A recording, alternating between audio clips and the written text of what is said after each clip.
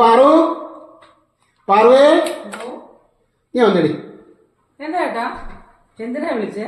എടാ നിന്റെ പൈസ വേണ്ടടി, എനിക്ക് അത്യാവശ്യമാണ്. എന്ത് വർത്താനായി പറഞ്ഞ, എന്റെ നെറ്റിട്ട് പറഞ്ഞ 5 പൈസ ഇല്ല. നീ ഇങ്ങനെ സത്യം ഇടാടി, ഒന്നുകൂടി ആലോചിച്ചു നോക്കി. ഇതേ എന്റെ മക്കളാണ്, പന്നിക്കോട്ടമ്മയാണ്, എന്റെ തല തീർച്ചു പൊക്കോട്ടെ. 5 പൈസ ഞാനെടുത്തില്ല കേട്ടോ. ഇതൊക്കെ ഒരു എന്താ ഞാനീ പറയുന്നത്? എന്താ പോട്ടാ?